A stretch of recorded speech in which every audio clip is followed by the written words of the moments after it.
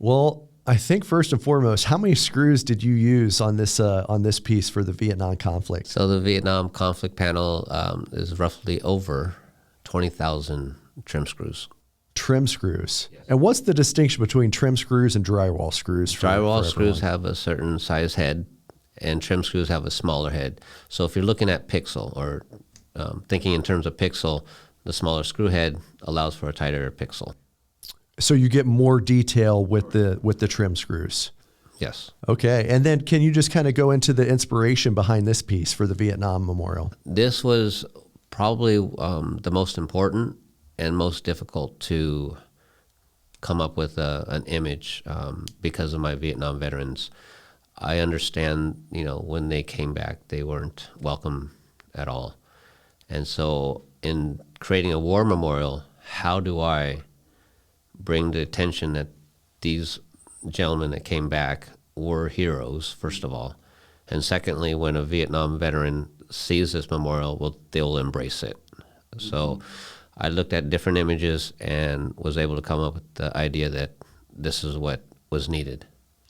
Well, it's just powerful to see them returning right from the field. There's almost two welcome homes, the welcome home to U.S. soil, but really welcome back to the base camp or the fire camp that they return from the field. So I think it's a two-play. It's definitely a dual welcome home. Right. It Absolutely. Is a dual welcome home. And, so many Vietnam veterans. I was in a small group of Vietnam veterans in Florida, and just the emotional toll, 50 plus years that they still felt with the lack of return that they got. I think you've probably experienced how many Vietnam veterans have appreciated what this means to them, because it might be their first time of truly being welcomed home with honor and dignity. Absolutely. And we are kind of, as a society and as America, we are kind of backtracking and trying to make up for it. Mm-hmm. And I don't want to say that this is necessarily making up for it, but definitely recognizing that they are our heroes. Some really interesting experiences with this panel alone is just something that I share with people that come to check it out. So I knew a gentleman for about 40 years. I knew he was a Vietnam veteran. I knew he was Army. So I had asked his wife, said, hey, I'm doing this art piece of a war memorial. Would you be a part of it?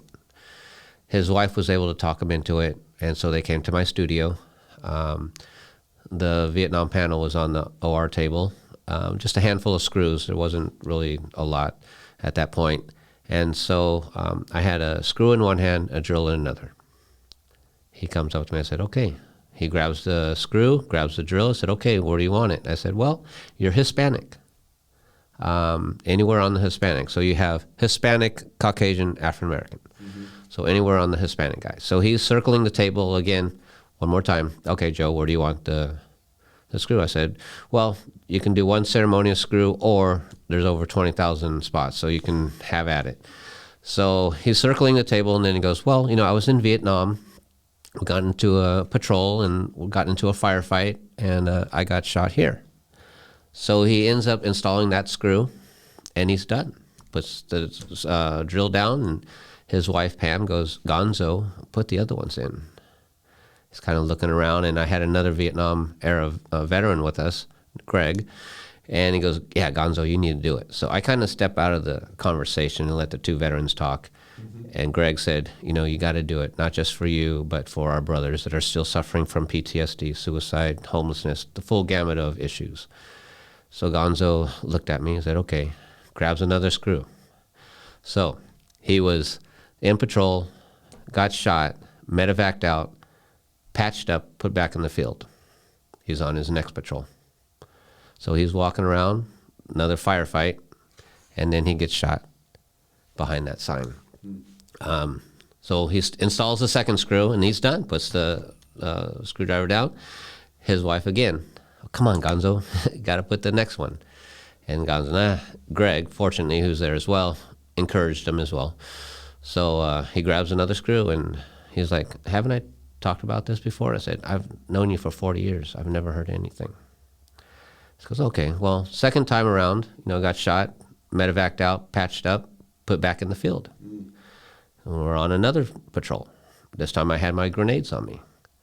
I threw them out. Whoever on the recipient didn't like where they were throwing them, so they threw them back at me.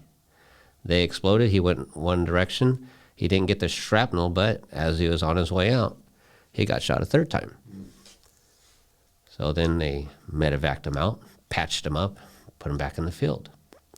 So when I describe this to the audience that I'm talking to, I always leave out medevaced, patched up, and then I ask the audience where they put him back. And they always like disgustingly say, back in the field? Right. Are you kidding me? And so third time around, he got patched up, put back in the field. This time he was in a vehicle, ran over a mine. It blew up. He paused. My heart stopped. Everything was quiet. He goes, I thought I lost my legs. I didn't. Got medevaced out. And the Army said, okay, Gonzo, you played enough. You can go home. Triple Purple Heart recipient. Wow. So what I tell people, regardless of gender, regardless of branch of service, regardless of ethnic background, person is willing to take a bullet for you in this country, they are a hero. Mm-hmm. And everyone that I've said that in an audience are shaking their heads with tears, mm-hmm. understanding that, yes, they are. And that was first part of my mission accomplished, that people recognize that, okay, yes. Now, I had told this story to a young kid, 11 years old. His name is Sax. Said the same story, and he just looked at me and people that were in the audience. He goes, I'll take a bullet for you.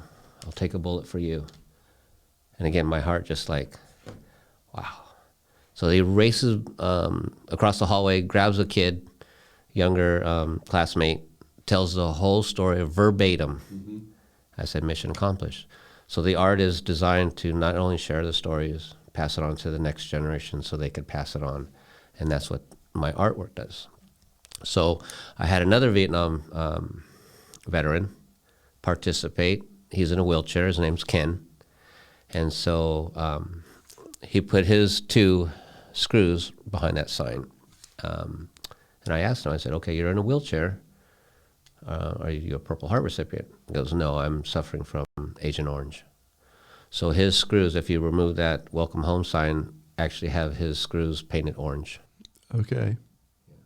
And then can you go into the welcome home sign and how it ties in with the San Diego Chiefs mess and what that is? Okay, so again, and asking both military and civilian, what is the one gesture that the Vietnam veterans wish they had? And they say everything from respect, dignity, the full gamut of that. And I said, okay, that's fair enough.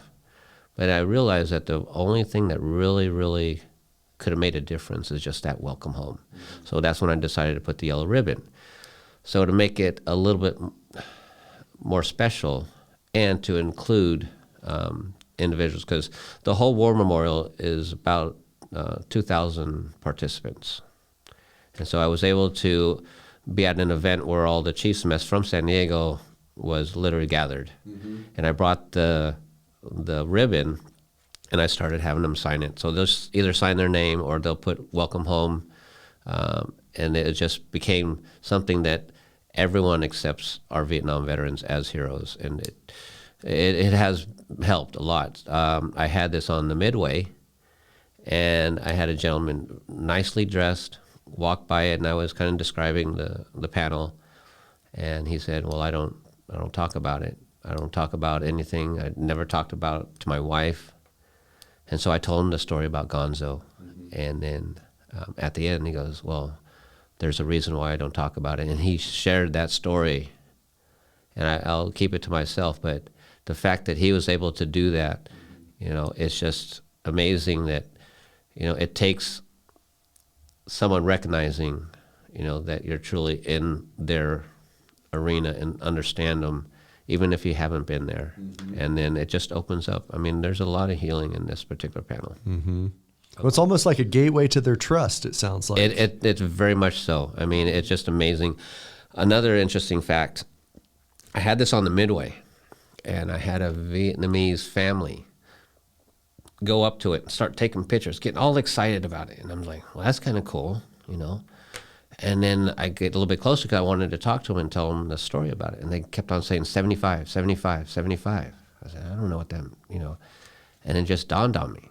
So in the Midway hangar bay, there's a kiosk that has Operation Frequent Winds. Mm-hmm. That's when we brought the refugees from Saigon. And it turns out a family member was there and was a refugee. So that family saw those Vietnam veterans as heroes because they literally saved their lives. Wow. And it took someone of a foreign entity to really like, hey, we embrace you as our superheroes. And, America needs to roger up as well. Mm-hmm. So again, this is a very healing piece. Yeah. Well, Joe, job well done.